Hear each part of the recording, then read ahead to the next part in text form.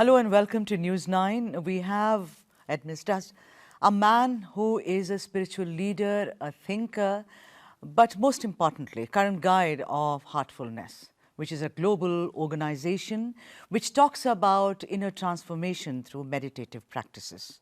Daaji. He's all of that.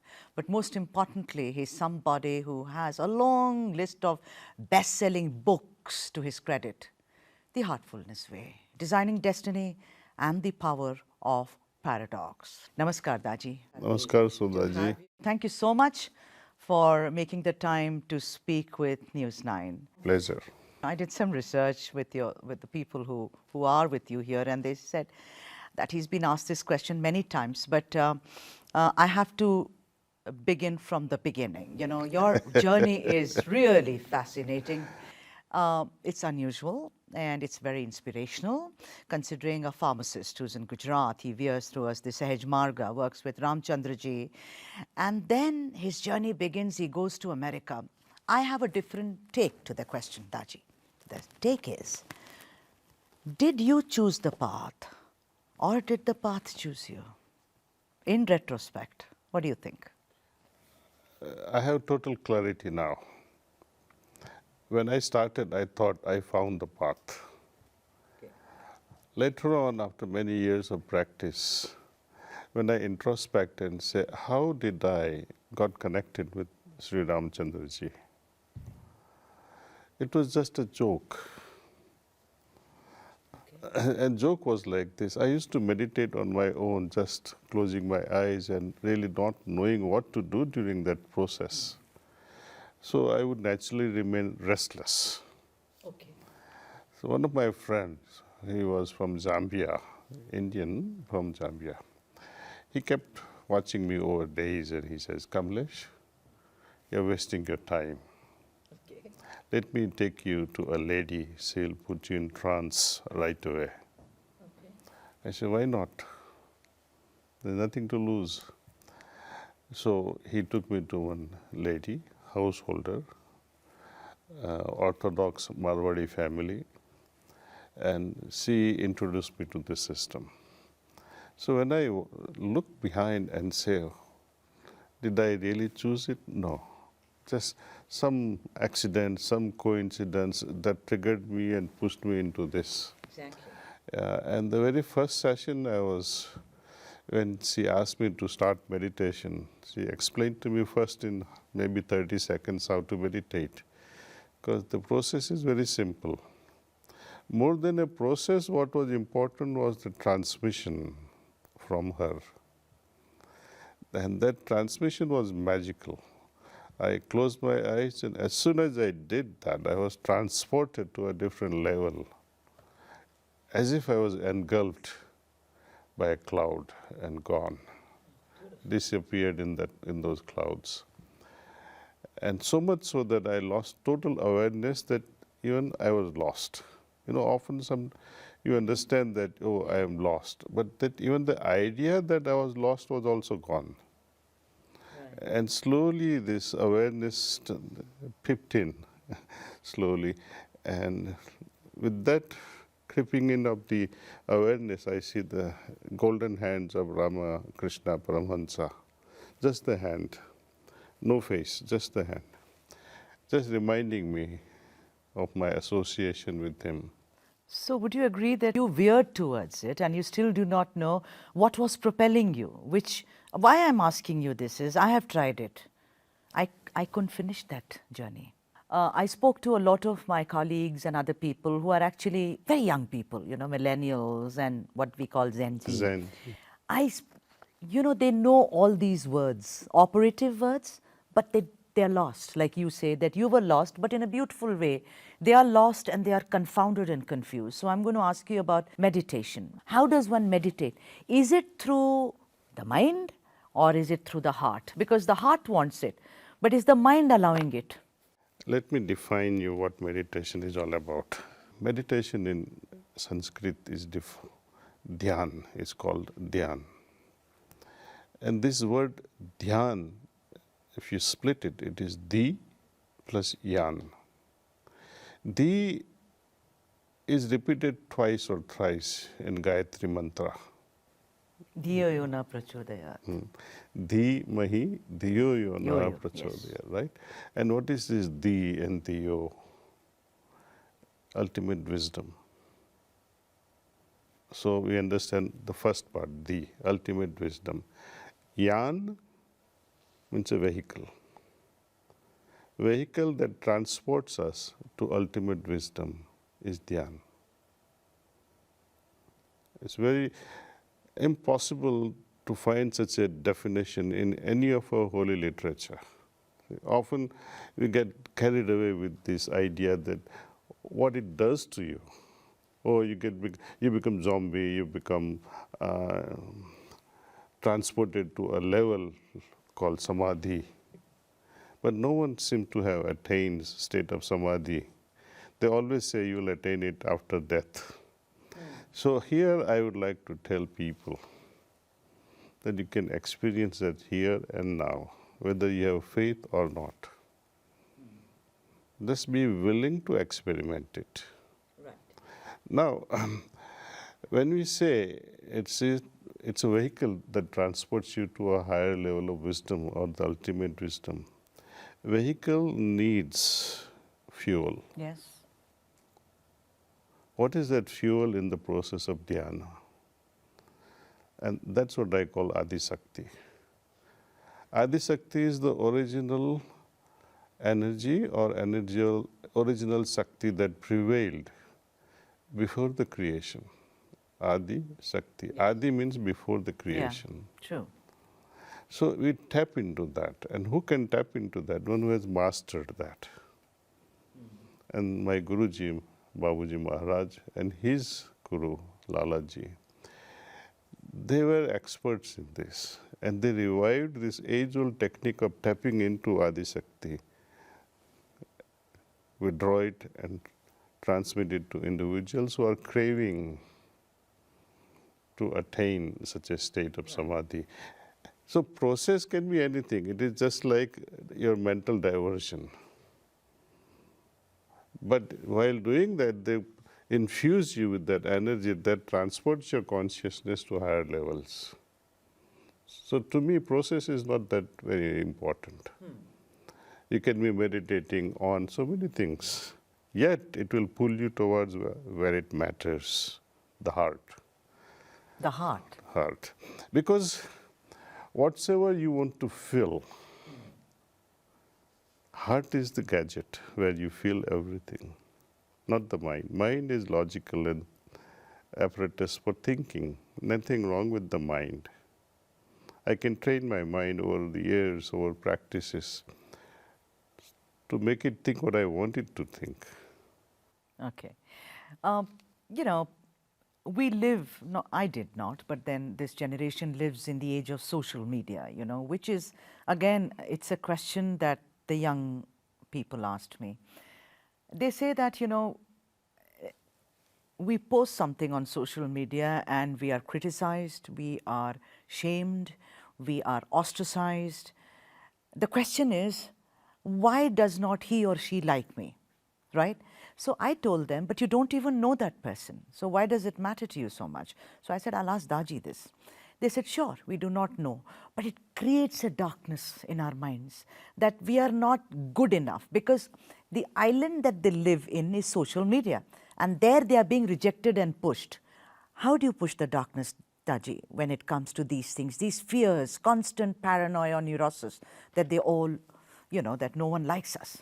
When we are talking of meditation, I'll talk first about the mind.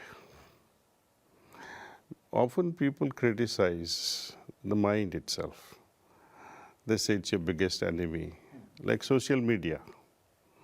One generation say, wow, they're so proud of it. Another generation, they say you're addicted to it. True. Right? And we have to travel on the mid path, not so much of it and not nothing of it. We should know how to make use of it. Mm-hmm. When it comes to thinking part of the mind, I don't have the liberty to think every little thing that goes on in my life. Similarly, I don't have to display my feelings, my awareness, my thoughts, my ideas, just like that. It's like you are easing yourself by going to a toilet. Everything should not be showcased on social media. One should have the discrimination of what to share, what not to share. As we said, what is good for me, at that time in such a rush, you might end up showcasing your idea. See, but in the eyes of others, it may not be so good. So we have to wait a bit. Once the idea emerges in your mind, in your heart, pause a little, analyze it, and share it with your friends in person. And if they all like it, then you display it, showcase it to the world. Right. Also, one question I may try to. Karma for me is do good. Knowingly don't do anything bad or wrong or hurtful to someone. That's how, as a simple person, I understand it. But there are some who just are not able to do what is universally called good karma, which is not hurting, abusing, beating, stealing, etc. And some people are, very happily kind of performing what is called good karma. Of course, with 19-20 ka fark hota hai. Is it that we are all predestined, Daaji, towards this? That how you do it and how I do it? Yes and no. Oh, Okay. Some karmas that I have performed in my past, I'll have to undergo the bhoga of that, definitely. If you had not studied what you studied, would you have become journalist? So there is a consequence to everything. But that's not the end of it. I end up creating new karmas that will create another destiny for me. So I have the past baggage which I must go through. And I keep continuously creating new karmas. Creating new karmas, I have freedom of choice. Undergoing the past, I don't have a choice, right? So we are a mixture of playing out the destiny created by my own karma. At the same time, I have the freedom or the free will that we call. I like to share this example of Lord Rama and Mother Sita. Sage Vasishtha and Vishwamitra both declared this is the best couple. They'll be the happiest of the lot. But anyone can change your destiny. And no less than a person then Kaikeyi ended up changing their destiny. She demanded something, something to be fulfilled, a promise that was given by her husband, Raja Dashrath. And Raja Dashrath was so egoistic, I would say, that pran jaye par vachan nahi jaye. See, he was head-bent on his promises. So much of ego. So he had to succumb to that request, fulfilling the promise, and the entire destiny of the family changed. A lot of people suffered because of that. One person changed the destiny of millions. Another classical example, World War II. Jews, millions of Jews were annihilated. The Holocaust, yes. Holocaust. One man changing the destiny of so many, and it is possible. So in both cases, Mahabharata was created by such an egoistic person like Bhishma. And similarly, Ramayana, the result of ego of Raja Dashrath. Right. The book of Paradox is about conundrums, about the choices. It's a choiceless choice. Choiceless, correct. Right? So I was speaking to someone here, and I said, what do you do? You're an animal lover. You're driving to work for the most important meeting of your life because your boss has been preparing you for 3 months. You're an animal lover. You find a wounded puppy on the way. Do you take the puppy to hospital? So he looked at me just now because he was talking about your book. And I said that I've always thought of these things, that it's a choiceless choice, But we make the decision that we have to make. But even if we fail, Daaji, don't you think that adds to my life? I mean, one needn't say, keep regretting that, oh, I shouldn't have, I shouldn't have. Doesn't that also become a very important part of your life? And maybe in the long run, it'll maybe not solve it, but help you live better, is how I look at it, rather than keep regretting it. I have a simple philosophy: Which is? karma and akarma. Karma, according to our karma theories, that there are always consequences, right? But to my heart, I do feel that akarma, meaning not performing any karma, creates even worse karmas in our life. You gave the example of puppy. Or you might have seen, let's say, oh, some old man is lying on the floor on the roadside and suffering. Yes. You're going for an interview. What do? Go for an interview and lose a job?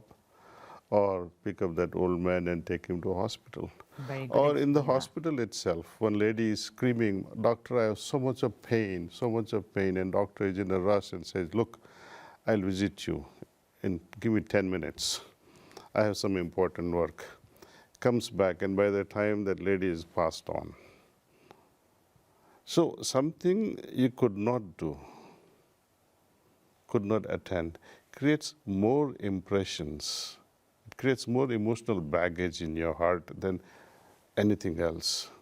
You know, my biggest regret today, my mother was with me for a few years of her end part of her life, 3-4 years with me. Before that, I did not spend much time because I was away in US. And while I was in India, I was studying in hostels. So I never got a chance except vacations to be with her. And last part of her life, she was here, but not doing so well health-wise. And then I kept wondering, I wish I could have pressed her feet, massaged her head. I know. And this is because when I had a chance to serve my mother, now she is no more. So this akarma, something I could not do. You know, many a times as we wonder and reflect on exams. Oh, I wish I had studied that chapter and gone for that. Yeah. So something you did not do, could not do, missed out, knowingly or unknowingly, it ends up creating a burden, emotional burden, that lies heavier than the karmas that you have performed. Right. I also want to ask you, particularly in our country, different religions, different paths, everyone teaches only one thing. Like Sikhism, you say Ek Omkar, Satnam.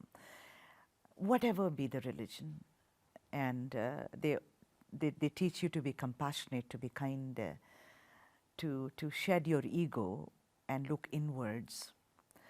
But why is there this constant kind of attempt to put down the other religion, of trying to prove that I'm more superior than yours, I came before you, I have more treatises, you know, there are more followers. Even I mean, I would stick my neck out and say, even religious gurus, some of them, they try and tell you कि जब अपना धर्म है तो आप दूसरी तरफ क्यों देख रहे हैं, you know. So why is that, Daaji? I mean, what is it? I mean, I think if you take that path, then you have to shed your ego, shed that ahem, that me. It's a false ego. False ego creates all these negative tendencies. Every religion, you may be a follower of whatever religion, but fundamental question, are you religious? There is absolute hollowness, even in gurus. When I ask a question, Sudha, do you believe in God? What will be your answer? Yes, I do. Now my next question, why do you believe in God? Because I think there is something which protects me and my children and my family and friends. I may see that God as Krishna or Rama or whoever I want, but I feel secure that there is someone. Why do you believe that way? Who taught you all that? My family, my mother. Right? If you ask your mom, why do you believe in God? She'll say, my mother taught me, Yeah. my Yes. grandparents, my That's religion. yeah. But we never say, I know so because I experience. All religions, without an exception, they are masters in using two instruments, fire of hell and temptation of heaven. If you do this, you'll go to heaven. If you kill yourself in the name of God, you'll go to heaven. Yes. And if you don't do this, you'll be punished in hell.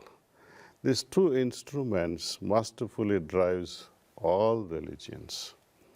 These dogmas and a strong belief in religion is a sign that you are not religious. It may give you some superficial belief, but to back that belief, I believe in God, but if that belief or knowledge can be substantiated, then that knowledge will have some value. True. For example, years back there was a gold standard for all currencies, Yes. international currencies. More the gold, better was and stronger was the currency. So gold was backed. Gold was backing the strength of currency. Lack of such wealth, your currency will devaluate. To me, knowledge is of, it becomes absolutely hollow when you cannot answer and say, I know so because I experience it. And this experience part of it makes you universal. Dogmatic belief that my God is the only God imprisons you. Experience frees you, gives you freedom from all sorts of beliefs and dogmas. Then you will see the universalness of God. Right. Um, my last question is about, you spoke about, religions which are based around egos and dogmas, and heartfulness, way is, I've heard that generally people do not address you as Guruji, like I'm not doing. I'm calling you Daaji, which means Chacha in Gujarati, which I actually feel closer to you. I feel I can. Also, you do not encouraging touching of feet. If people do it, you do not push them away. You just do a namaskar. Do not do it. But there are, for instance, they say that a lot of us have now moved from what is called organized religion.